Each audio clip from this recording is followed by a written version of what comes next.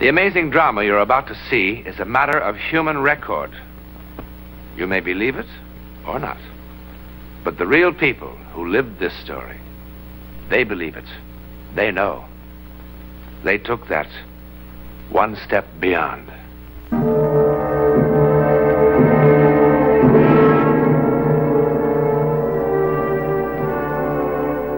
Greetings, everyone. Mike here with Sci-Fi and more, and welcome back to the channel. And if you're new here, welcome to our Sci-Fi family. One Step Beyond. What a captivating vintage television series from 1959 that invites viewers to journey into the mysterious and unexplained. Each episode presents a dramatized story inspired by real-life events that delve into the paranormal and the unknown. Think of eerie phenomena, ghostly encounters, and inexplicable incidents that leave you wondering about what lies just beyond our understanding. The show acts as your guide to the strange and surreal, inciting your curiosity and expanding the boundaries of what you thought was possible. With its atmospheric storytelling and spine-tingling twists, One Step Beyond transports you back to a time when the veil between the conceivable and the incredible was just a bit thinner. And while there may be some who believe another nostalgic anthology series may have come out first, One Step Beyond actually came out first, premiering on January 20th, 1959, which was several months before The Twilight Zone, which first aired on October 2nd, 1959. While both these shows explore themes of the mysterious and the unexplained, One Step Beyond focused on dramatizing supernatural events purportedly based on real experiences, whereas The Twilight Zone often delved into science fiction, fantasy, and moral tales through completely fictional stories. Both series captivated audiences with their intriguing takes on the extraordinary. So, grab some popcorn and your ghost hunting kit, and let's delve into the world of One Step Beyond. Alcoa Presents One Step Beyond is an American anthology series that aired on ABC from January of 1959 through July of 1961. Created by Merwin Gerard and produced by Collier Young, the show was hosted by John Newland, who served as the audience's guide to the supernatural and directed nearly every episode. He was also credited as our guide into the world of the unknown. The series featured stories centered around the supernatural and paranormal event situations that challenged conventional logical thinking. And unlike other anthology programs, this ABC series was presented in the form of a straightforward 30-minute docudrama, all said to be based on human record, implying historical, factual events. However, the incidents depicted were probably closer to urban legends dramatized for the screen. The program included the corporate name of the sponsor, Alcoa, in its title for its initial run, but in syndication, the program title simply became One Step Beyond, airing in the 10 p.m. time slot on Tuesday nights, vacated by the crime police reality drama Confession. Among its varied stories, One Step Beyond dealt with the premonition of death and disaster, the existence of ghosts, and wildly improbable coincidences. The show itself used a large number of writers. Larry Marcus was the most prolific contributor, with over 30 episodes to his credit. Marcus would later win an Emmy for his work on Route 66 and receive an Oscar nomination for his screenplay of The Stuntman, Other relatively frequent contributors included show creator Merwin Gerard, Don M. Mankiewicz, who would later write for Star Trek, Gabriel Upton, who wrote for a wide range of anthology shows, including The Alfred Hitchcock Hour, and was later the head writer over at The Guiding Light, and Howard Rodman, who later became the story editor on Route 66 and creator of Harry O. Charles Beaumont wrote 2 episodes of One Step Beyond just before jumping over to the Twilight Zone, to which he was a major contributor.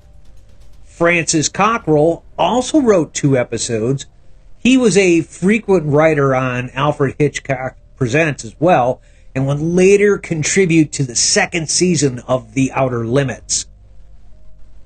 Produced at the same time as the more well-known Twilight Zone, this series was an extension of the radio horror and supernatural dramas such as Lights Out, The Mysterious Traveler, and The Witch's Tale. And as with The Twilight Zone and the radio programs before it, each one of these stories was bookended by a narrator during the introduction and the conclusion. However, rather than creating fictional stories with supernatural twists and turns, this program sought out real stories of the supernatural.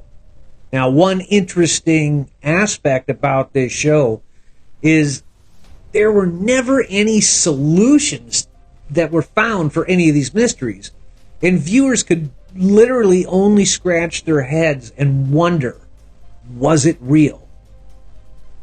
There's a story out there about how just before The Twilight Zone premiered in 1959, Rod Serling had asked John Newland out for drinks. Now, Rod Serling did this because he wanted to tell Newland about his show, The Twilight Zone, and explained that while he was a big fan of Newland's show, One Step Beyond, that he wasn't trying to steal Newland's idea. And for his part, John Newland was very appreciative of the entire gesture, and the two men just went on to create their respective shows. And I started to wonder if that story was true or not, and it turns out it was. And it was written about by author Tom Weaver in his book titled Science Fiction and Fantasy Film Flashbacks, Conversations with 24 Actors, Writers, Producers, and Directors from the Golden Age. And this particular account was given by John Newland himself. So it did happen. Though in truth, as respectful as the gesture was by Rod Serling, he probably didn't really have to do anything like that, because while the two shows had their similarities, they differed dramatically regarding their respective core concept. But if you really want to get specific on this point, it should have been John Newland asking Boris Karloff out for drinks, because One Step Beyond took a much closer resemblance to the Boris Karloff 1958 anthology, The Veil. But to be fair on this point, I could not find anything that indicated that Newland, Merwin Gerard, or Collier Young even knew of the existence of The Veil, which never completed filming its first season due to the production company, Hal Roach Studios, going bankrupt.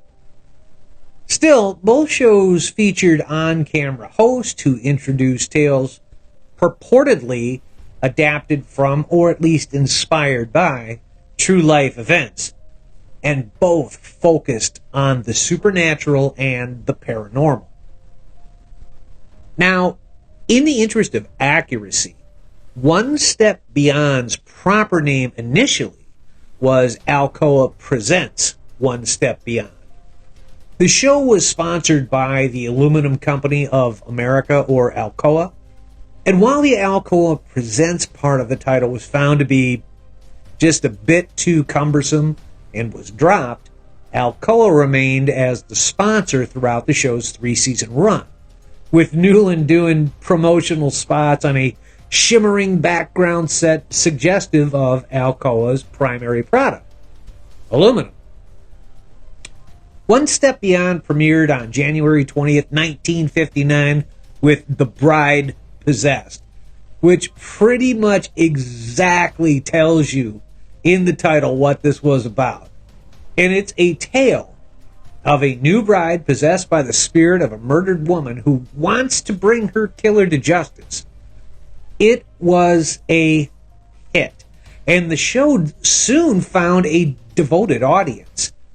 A bit surprisingly, it also garnered some hate mail for host John Newland, who was accused of being the Antichrist for presenting paranormal stories involving real-life tragedies, such as a bride possessed, or the sinking of the Titanic, or the death of Abraham Lincoln.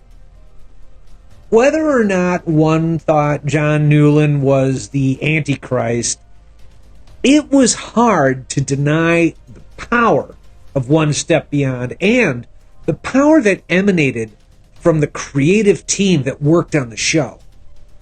And the casts, what a collection of talent this show brought together. Much like the Twilight Zone, the cast of One Step Beyond featured a whole host of up-and-coming stars, including Warren Beatty, Charles Bronson, Cloris Leachman, Elizabeth Montgomery, Donald Pleasance, William Shatner, and many others, including one I didn't know about until I started researching this, Sir Christopher Lee, who starred in episode 92, The Sorcerer. As for the subject matter, it's fitting that One Step Beyond took over the Tuesday 10 p.m. schedule spot previously held by the police reality show Confession, because One Step Beyond styled itself as a bit of a reality show, presenting 30-minute docudramas with tales of ghosts, premonitions, witchcraft, and astral projections, which were just a few of the phenomena that the show focused on, finding an entertaining balance between fact and fiction. On at least one occasion, however, One Step Beyond was probably a little too factual. The episode titled The Sacred Mushroom, which aired in January of 1961, deals with the discovery of a mind-altering drug. Newland traveled to Mexico where he'd met with a local shaman who was well practiced in the ritual use of magic mushrooms. The then unknown mushrooms were purportedly able to increase the user's psychic powers. Newland ingested several mushrooms and allowed his reactions to be filmed for broadcast. This was the only episode in the entire run of the series to have relatively reality-based documentary tones to it, rather than the scripted docudramas that comprised all the other episodes. Although the subject matter, the enhancement of psychic powers, fell right in line with the rest of the show, this episode was somewhat controversial and was omitted from syndication, and has been seen rarely ever since its original broadcast. However, according to Newland, it was the most popular episode of the series. And yeah, Newland did indeed ingest these mushrooms on camera for the show. And the mushrooms induced psychotropic effects that, according to Newland, lingered for about a month. Even though One Step Beyond never cracked the top of the Nielsen charts, audiences loved this episode. And I gotta say, that is some serious dedication to your show. I mean, that's what we call commitment right there.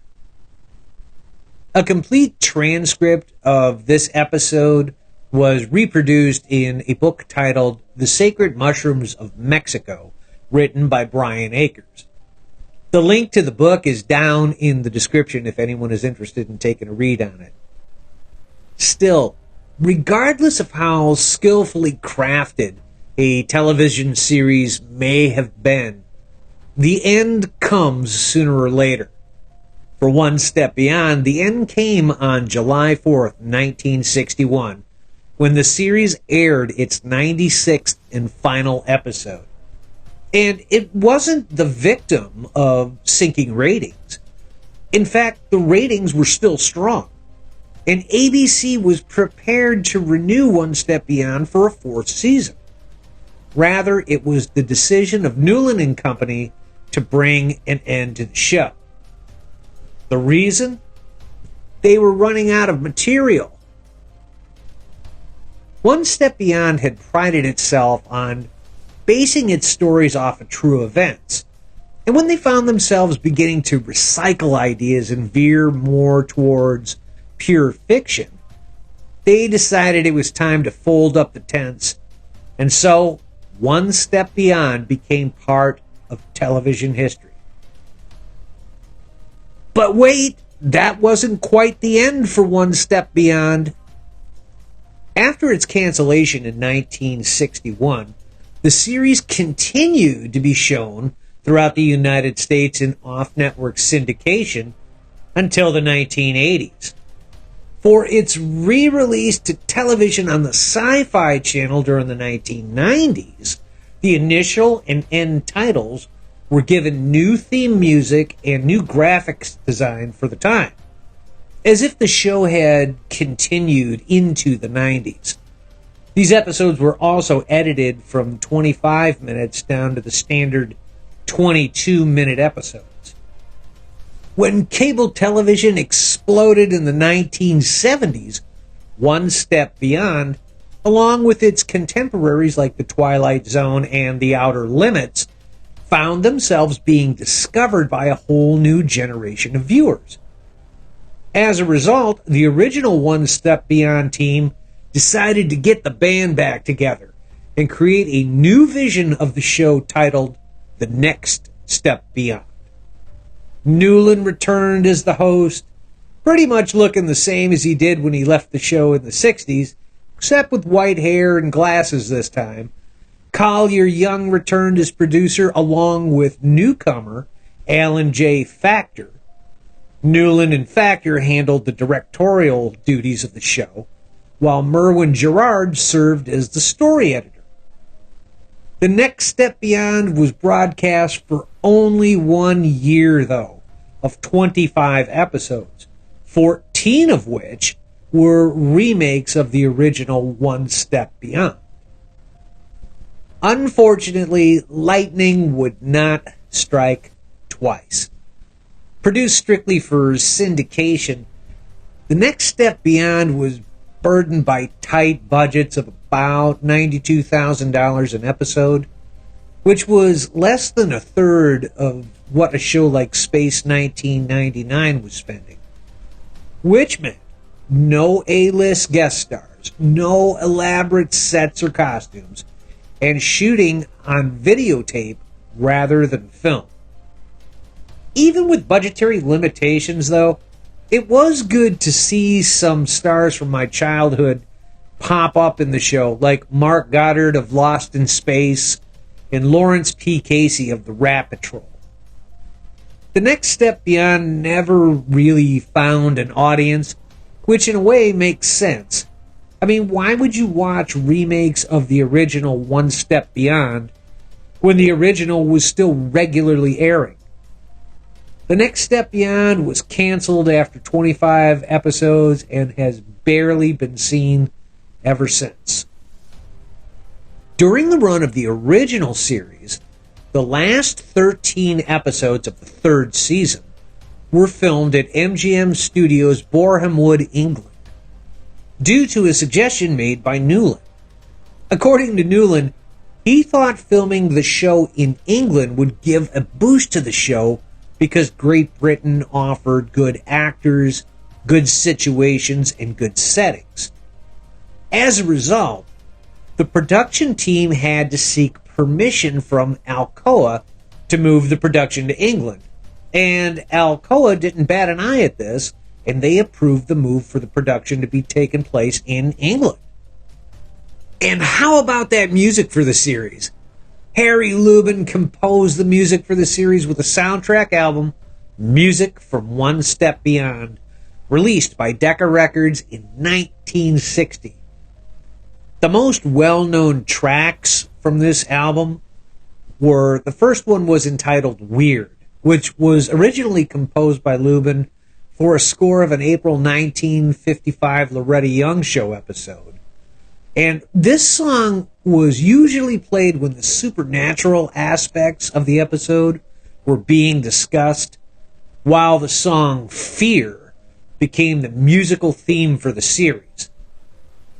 It's also interesting that in the 1960s, the surf rock band The Ventures included a cover version of the show's main theme song, Fear, in their highly acclaimed 1964 Dolton Records album, The Ventures in Space. Additionally, the second season of The Outer Limits used a variation of Fear for the end titles, and finally, a heavy metal cover of the title song was recorded by the band Fantomas on their album The Director's Cut in 2001. Yeah, that song that song had some serious longevity to it. If anyone is interested in seeing some of these older episodes of One Step Beyond, you can actually find a good portion of them right here on YouTube. And there you have it, Cosmic Core. We hope you have enjoyed our retrospective on One Step Beyond. And if you did, please be sure to hit like and share the video. And if you feel we earned it, please feel free to subscribe. It's one click for you, but it means the world to us. You know, it's kind of interesting. I actually forgot all about this show. I enjoyed this show a lot when I was a kid, and I just came across it accidentally one day, just kind of flipping through videos on YouTube, and I just sat back and just watched one after the next, one after the next, and it took me back to my childhood, and it reminded me of how much I enjoyed this show when I was a kid. Let me know your thoughts on One Step Beyond. Did you enjoy this show? Did you believe that the stories were based on real-life events? That could be a really, really fun discussion. Guys, just so you know, as of this video, we are nearly at 18,000 subscribers. This is just awesome. Thank you all for your continued support. So let's see if we can get to 20,000 by the new year. And as I have always said, this is our channel together. And it's a great honor for me to be here with all of you. Thank you. We would not be here if it weren't for all of you. Along those lines, we run a segment here we call Subscriber Street, where we want to hear from you. Let us know if there's a topic you would like us to cover, and we'll do our best to get it put together and make sure you get credit for the idea in the video. With that said, we have a couple of videos coming up based on your suggestions in our Subscriber Street segment, starting with 1942's animated Fleischer Superman from longtime subscriber at Serpent Knight, specifically looking at the Arctic Giant and the evolution from Superman to Godzilla in Monster Cinema. And The Incredible Hulk, Unleashing the Green Giant, The History of Primetime Hulk, a suggestion from longtime subscriber at FrankD4581. Thank you both for these awesome suggestions. That's all for now, Cosmic Core. Thank you all. Have a great galactic day, and we will see you in the next one.